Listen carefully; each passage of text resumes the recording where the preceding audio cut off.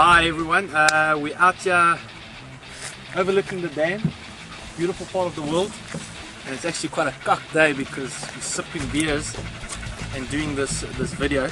It's a build up to the IMU virtual program, and in today's video we're going to be discussing, crap I can't even open my beer, soft cans, going to be discussing IMU virtual program versus the mentorship program, and yeah, this is how we roll. It's another crap day like I've said in the Cheers.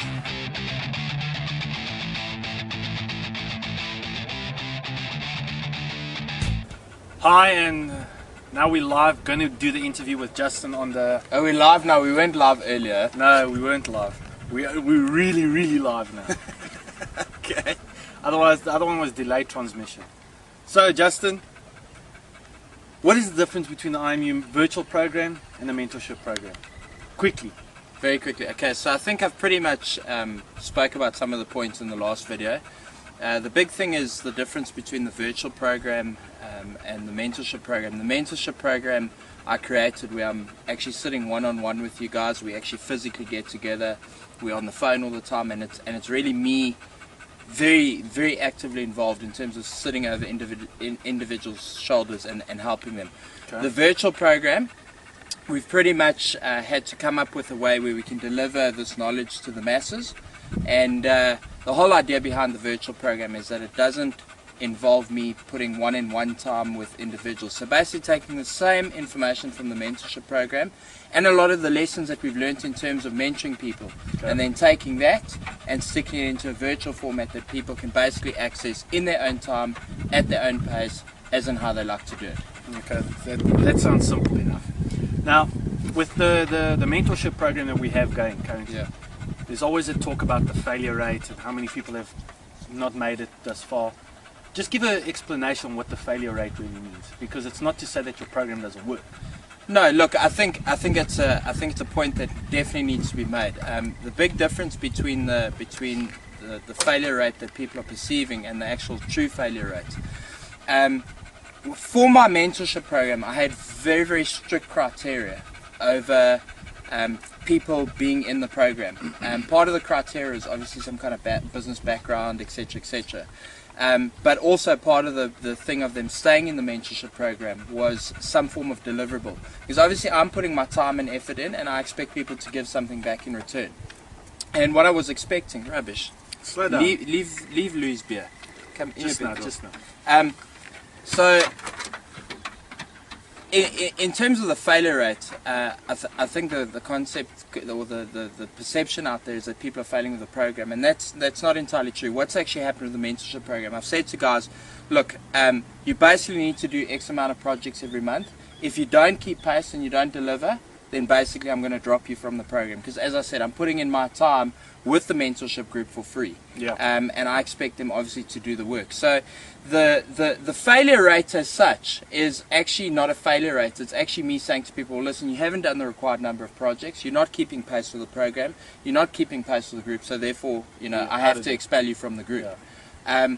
But you know, a lot of those people are still continuing with the program in the virtual sense, and yeah, just now that they don't have my one-on-one time.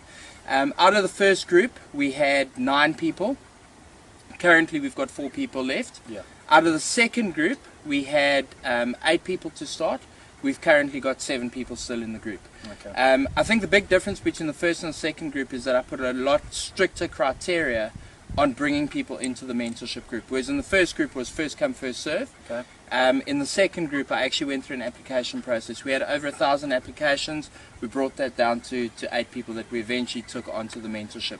But as I've said before, the perceived failure rate that I've spoken about on my blog and that, it's actually not a failure rate. Really what it is people who haven't been able to keep pace with the demand of what we've expected to stay part of the mentorship group. Okay. So now, this mentorship program, is it still open? Like, can someone still come in? No. We have no intention of opening up the mentorship program at any point in the future. You guys know, and I mean, you know this personally, how much time I have to put into that program to make it work.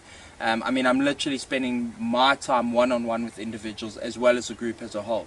and we get regular get-togethers, and we're always doing stuff together. So it's very time-consuming.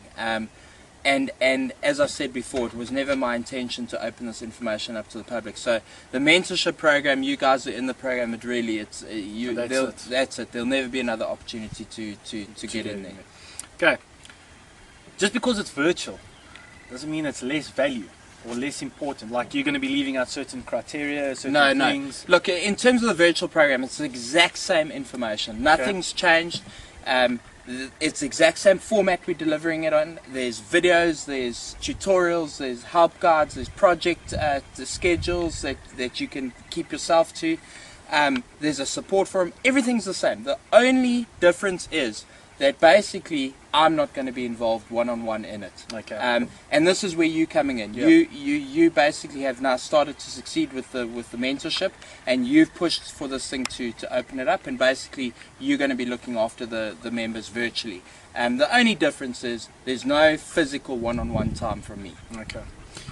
Just one thing I'd like to make note of that we've discussed amongst ourselves is the first person in the virtual program, if they hit $1,000, has the opportunity to maybe be looked at and incorporated into the mentorship group, provided that they meet certain criteria, obviously, and the mentorship group that's involved at the moment acknowledge that person to come into the group. But that's what we've discussed. Yeah, I think it's an incentive for the virtual guys to really push hard and to make use of the information. The first person to reach $1,000, we'll put them up for nomination, and we'll see from the current group if they want to accept them into the mentorship group. And if they do, it's one hell of an opportunity, because it will never ever be opened up again. Yeah.